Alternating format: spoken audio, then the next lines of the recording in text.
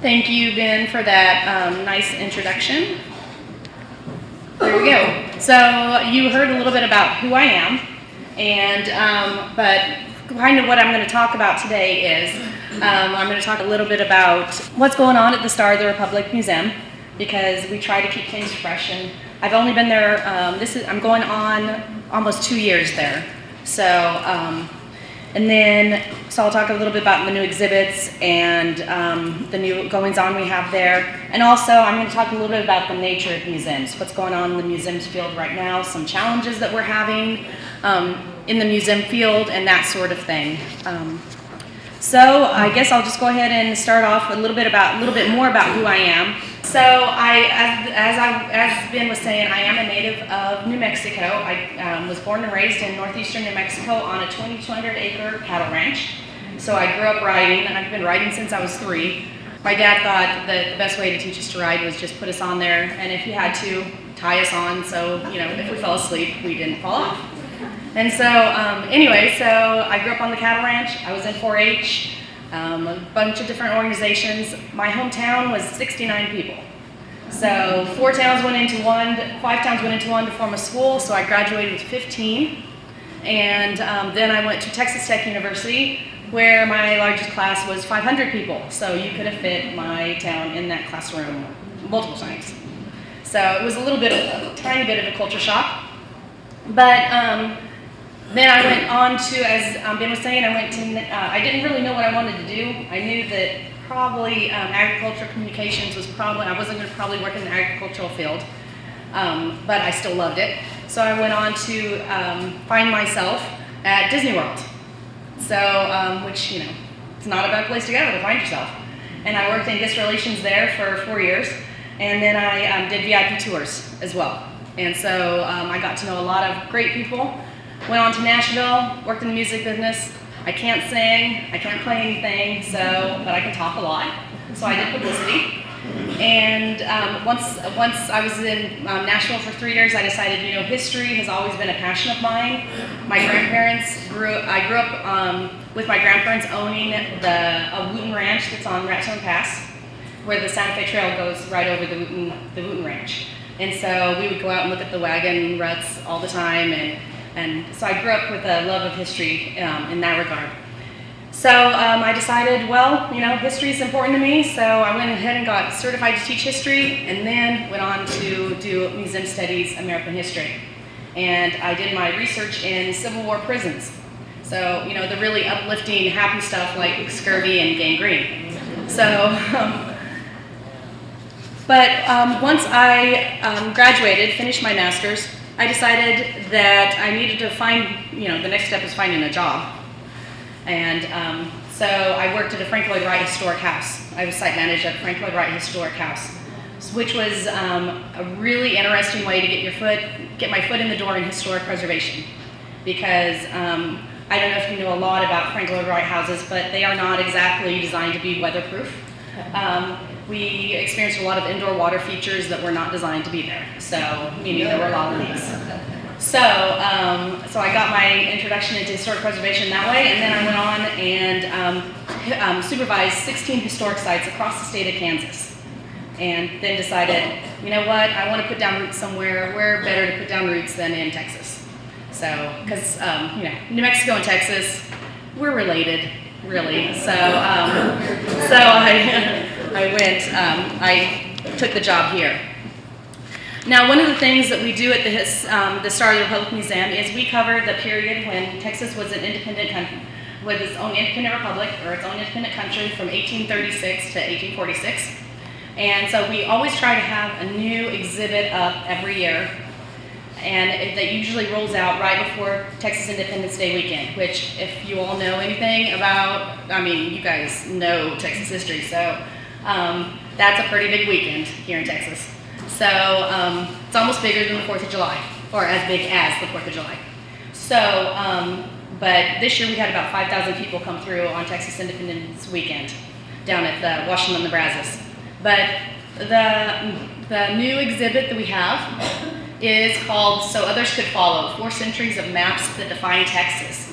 We have maps that from the 1500s And these are original maps from the 1500s all the way up to the 1860s. So that's the 4 centuries that we cover. And excuse me, I'm sorry. I just got over bronchitis, so my voice, hopefully it holds out. Here's an example of some of the maps that we have. The map over there on the left is going to be one of the earlier maps. It's from the 1700s, and it was a French map when the French explorers came through, and of course mapped the area of Texas. And as you guys know, the French and the Spanish kind of had a sibling rivalry over Texas. So this was their attempt at mapping Texas and the area.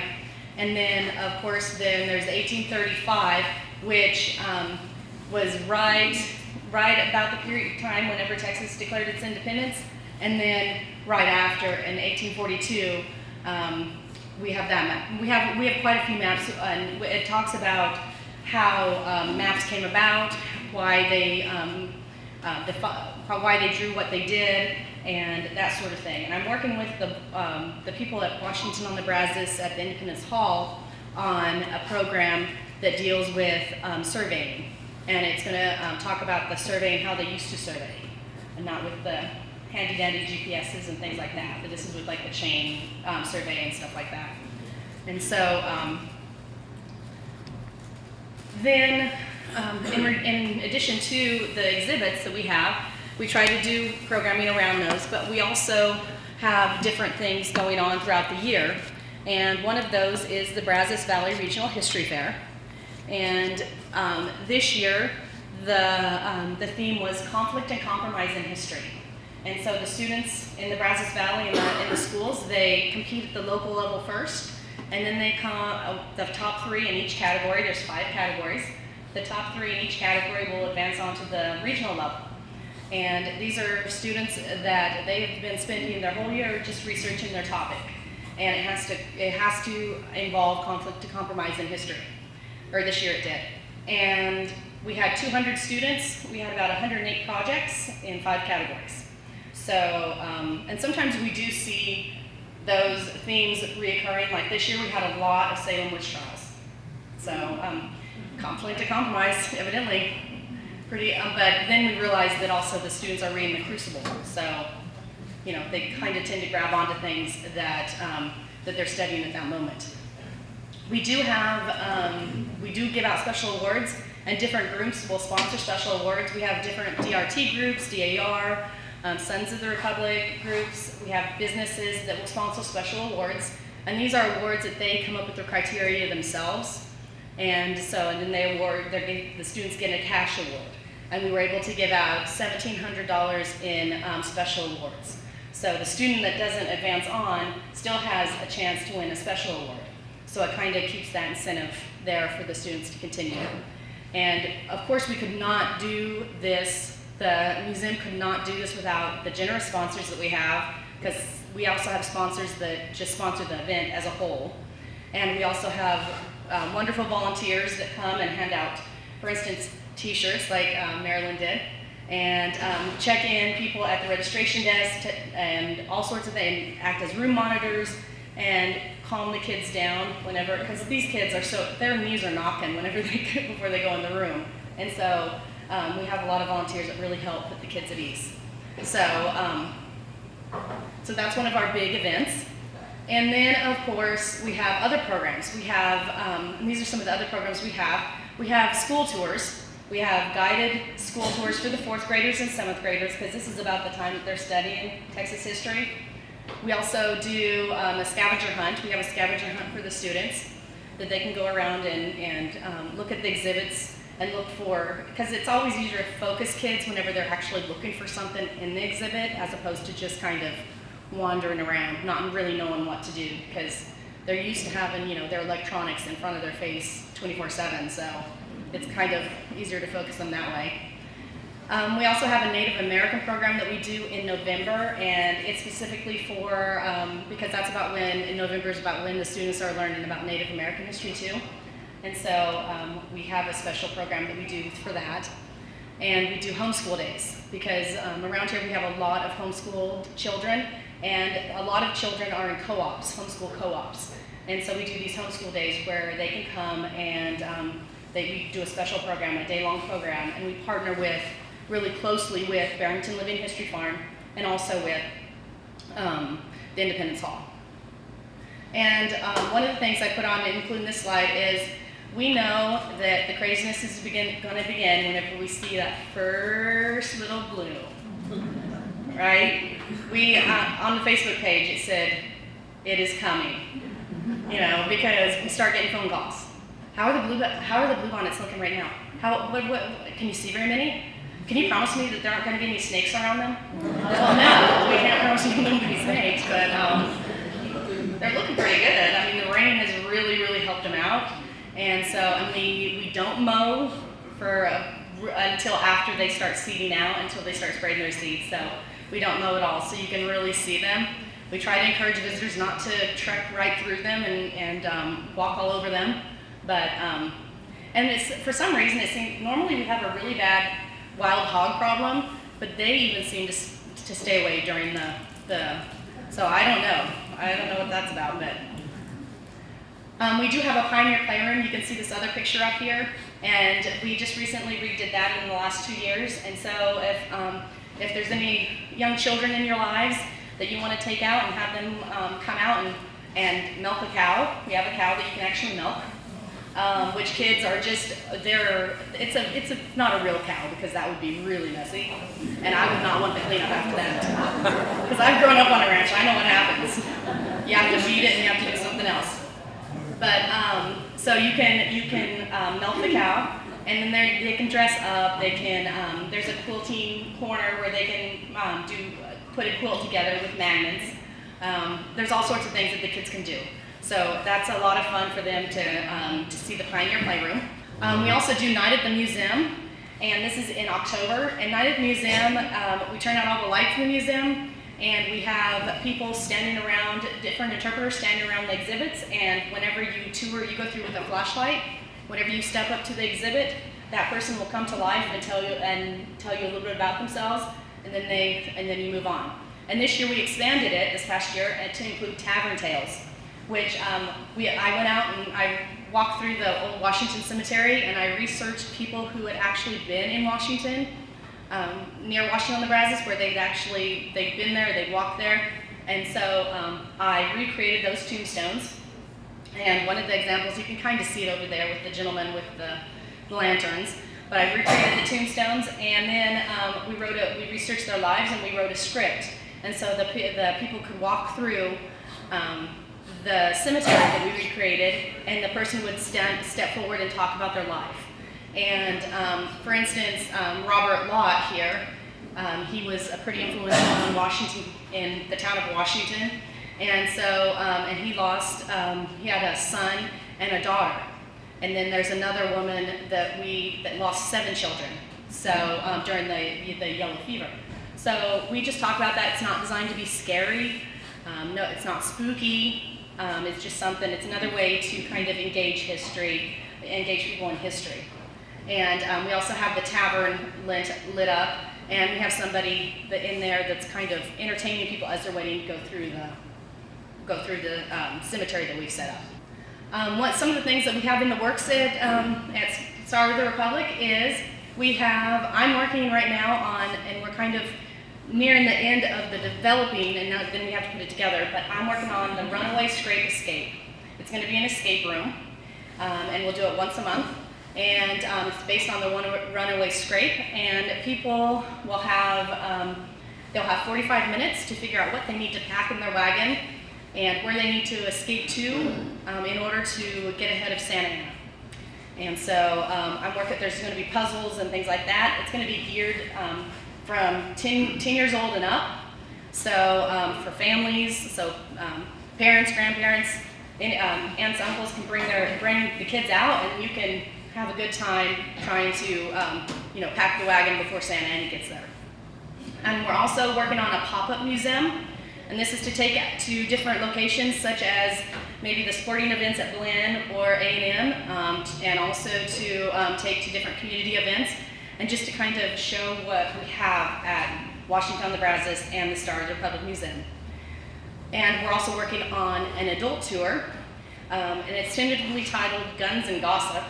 Well, I don't know if that's going to be the way it goes, but anyway, and because people like, and we're going to share like the added little extra stories that we've researched, some of the fun little tidbits, or some of the, because we really want to humanize the people that started the Republic, because they were humans just like everybody else, and we want to talk about those things that made them human.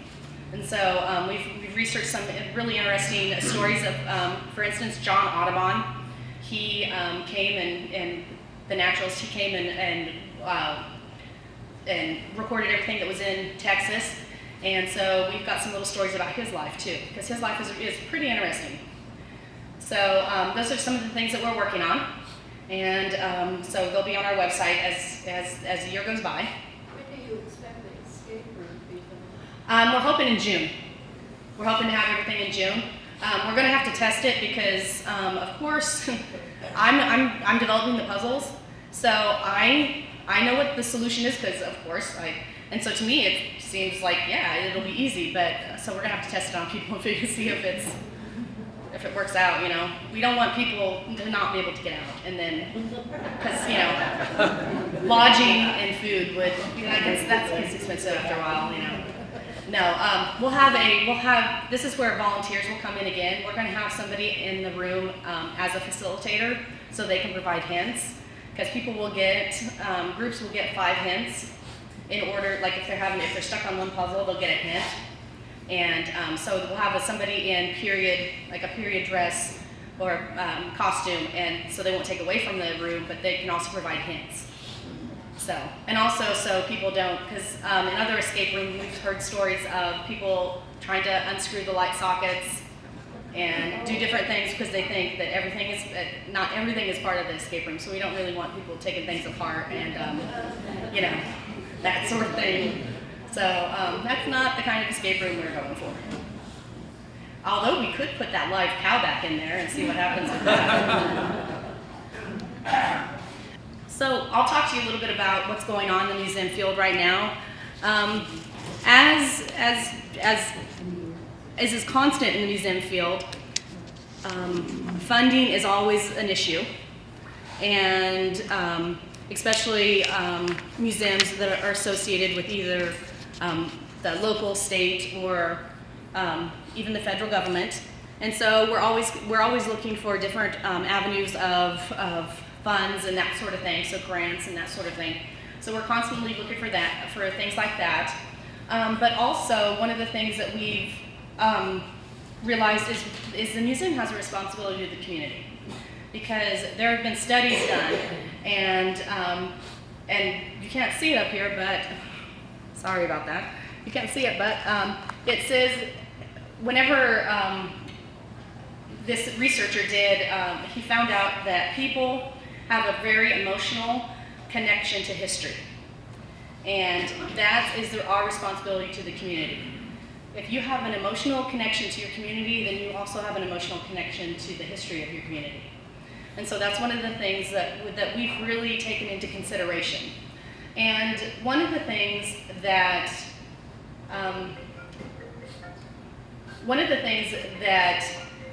really ranks high is gathering with your family and visiting a museum. Those are whenever you start feeling really, really connected to your past and even to your present. So that's what this graph right here shows. It talks about gathering with your family and visiting a museum in a historic way. Also, whenever it talks about what you've done in the past, what you've done with your family in the past, a lot of it is spent reminiscing, looking at photographs, and that sort of thing. So if we can as a museum, in the museum field or in the preservation field, if we can figure out how to capture that experience and draw people in that way, then that's half the battle. But that's also, of course, a challenge, because museums are competing with technology. We're competing with, you know, the phones, the tablets, the DSs. I swear, my nephews they would spend all day playing their DS Switch if they could. And or Nintendo Switch. I don't even know what it's called. It's just, I have no idea what it's called. I don't know. And one of the things that we've also learned is that museums are right up there with in trustworthiness. So if somebody regarding historical accuracy or information, so when somebody comes to visit a museum, they expect everything in that museum to be accurate. So that's one of the things that we have to balance with the whole entertainment. How do we educate? How do we entertain? Because that's what we're going to have to do in order to capture some of the younger demographic. And how are we going to get people to keep coming back? And so that's kind of what that's what this graph over here shows. Of course, thank goodness, movies and television is at the very lowest level of trustworthiness regarding accuracy. So yeah. So if any of you've seen Texas Rising, you probably I hear that show was not very accurate. So. So yeah, and then the cultural organizations. This graph over here says one of the best things about a cultural institution is being able to spend it with your family. And of course, I know that firsthand just because of, like I said, going out and seeing the wagon ruts from the Santa Fe Trail and hearing the stories about when Colonel Owenby, who ran the way station on the Santa Fe Trail, when he hit a guy over the head with his gun, broke his gun, and my grandpa still had his gun. Had the gun. He would tell us all about those stories and things like that. So you can, whenever you go to a museum, then you can share those stories with, I could share those stories with my nephews and that sort of thing. So I got to go visit. I got to go see Normandy with my dad. We were on a British Isles cruise, and we got to go see Normandy, and that was probably one of the best memories that I have of a trip with my family, because my dad and I, we both love history, so we were just standing in awe, and each of us looking at it because different generations, but we were just looking at it in awe, and so that's kind of what we want people to get whenever they come to the museum.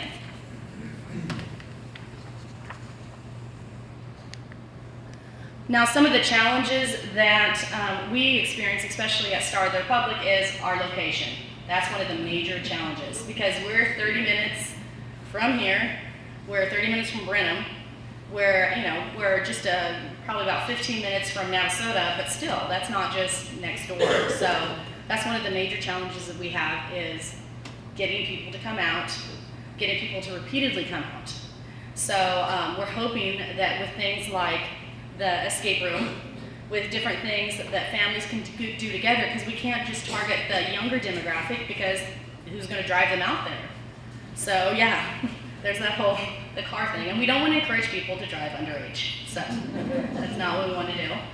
But one of the other things that we have a challenge with is how do we present the information in a way that people will repeatedly want to come back. And also with technology, with how do we compete against the DSs and the Wiis and the iPads. And so that's something that's constantly being studied, constantly being worked over.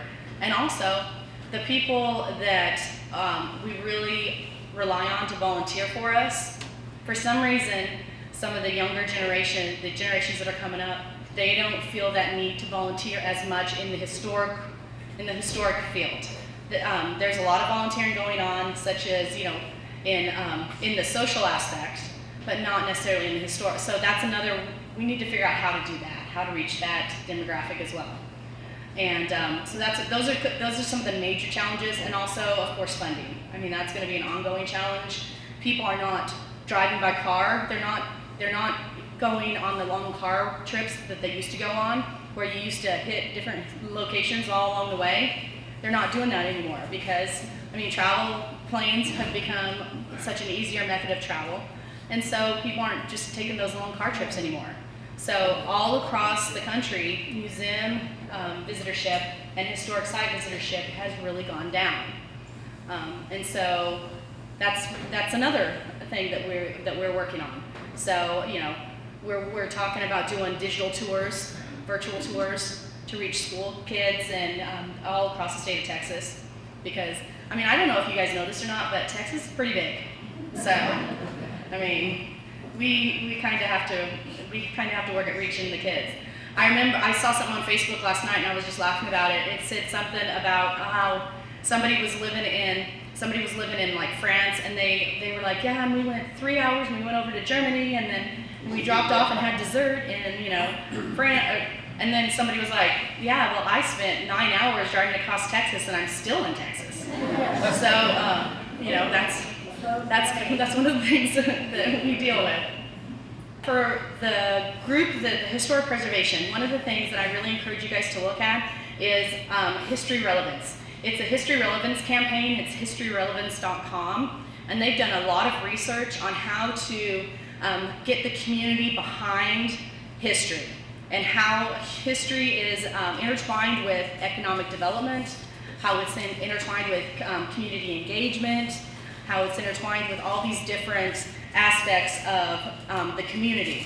So they've got a lot of different information on how to advocate for, if you're looking at for instance, say in a particular building, how you can advocate for the history of that building in regards to economic development and that sort of thing. So history relevance is something that is, it's kind of a movement that's being developed, and it's all done by volunteers, history professors, and different academics throughout the country. And so hopefully that'll get a pretty strong foothold. What's the website for that? It's called historyrelevance.com. Oh, just that? Mm-hmm. And it has all this information right here. So historyrelevance.com. Ooh, excuse me. So one of the things, like I said, we're always looking for volunteers, and so if you guys if you want to come out and judge History Fair, if you want to come out and volunteer at History Fair, if you want to come out and volunteer at Night at the Museum, because we all, we need people to make sure the people are going the right way. You don't necessarily have to dress up. I mean, we'll let you. But so if anybody wants to do that, we're going to also start doing the adult tours. So we're going to need guides for that. If you're interested in working with school kids, or if you just want to, help go through things, just artifacts or whatever. If we need help with that, just let us know. This is my contact information right here. So if you have any questions, I'm also going to get my contact information to Ben. And we do a notes newsletter. I'm the editor and writer for Notes newsletter. It's done quarterly, and every newsletter I research a specific topic. The couple of, I think two issues, it was on hurricanes, because of course the Harvey would happen. So I did hurricanes during the Republic, storms during the Republic. And just kind of I did some research on that, and I've done religion in the Republic and, different things. So, and then we also talk about what's coming up. So if you're interested in receiving that either in the mail or via email, just let me know, and we can definitely get that out to you. Because we'll either email it to you or send it to you in the mail. It's not a problem. So, yeah. Could you talk just briefly about the history of the museum itself, how long it's been there, and a little bit about The history of the museum, it was started by the legislature in the 70s, and Gus, Muncher, is it Muncher? Okay, I'm always afraid that I'm going to do disservice to his last name. But anyway, he started it in the legislature, and he introduced the legislation anyway, and it is part of Glenn College. We're administered by Glenn College, so we are not part of the Texas Parks and Wildlife that Washington-on-the-Brazos is. We are on Washington-on-the-Brazos, but once you step foot in the doors, you are on basically Glenn. And so I am, technically I'm an employee of Glenn. I do work with professors. We have a lot of professors that come out and help with History Fair and different things like that, and volunteer with different things. But as I think as the nature of funding goes, as things get tighter and tighter and tighter, you know, professors are pulled, they're pulled in 5 different directions and things like that. So we're always looking for, of course, other volunteers and whatnot. But and so we have been part of Blend since the beginning. Mm-hmm.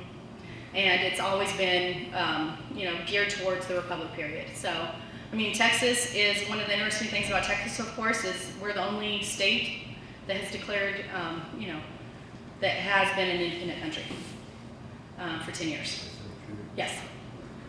I thought that the Independence Hall and the Barrington Farm and the museum were all part of the same thing. No, we're on the same property, we're on the same land, but and we work in cooperation with Independence Hall and Barrington Living History, but we are, they're Texas Parks and Wildlife, and we are Blend. So yeah, so go ahead. You said you were working on the history of surveying. Uh-huh. And I don't know, we have a local gentleman here who's a walking history book, not only of Texas in this particular area. Have you ever run across a guy named Henry Mayo? Who? Henry Mayo. Oh yes, he. I work with him on History Fair. Okay. So yeah, I've got his information. Good. The guy is a walking history encyclopedia. Okay. Particularly the survey. Okay, perfect, wonderful, yeah. And we have discovered that there is a scout badge for surveying of all things, so, you know, yay. But one of the things that I will also mention is that, oh, good gracious. Now I just lost my train of thought. It was there and then it just left the station without me. Okay, well, you know. We can relate to that. I know. The other day I kid you not, I lost my remote. I didn't know where it was. And I didn't want to watch what was on TV, but of course I didn't want to get up and change the channel, so I just stayed watching it. But then I got up, went to the fridge, my remote was in my fridge. Okay, you know, I was keeping the batteries fresh. So, yeah, things like that have been happening a little bit more and more and more. But anyway, so yeah, if anybody's interested in anything, please feel free to contact me. I'm more than happy to answer any questions you may have. And yes, ma'am. I was just wondering about the newsletter and stuff. Yes. Would it be possible to have some, you know, besides the emailing to individuals, maybe it would be available, maybe a couple of copies you could leave here, Southwood, or at some other centers of the library. I go to the library with it. Okay. You know, some of those information, like, you know, passing on, because it's very interesting. I just went and saw those naturals, my friend, I was captivated by this. Yeah, I can see about getting some extras. Yeah. That would be wonderful if maybe the library or a few centers around here. That would be helpful for us Okay. to see what's going on. Thank you. You're very welcome. Thank you. All right. Anything else? All right. Well, I will turn it back over to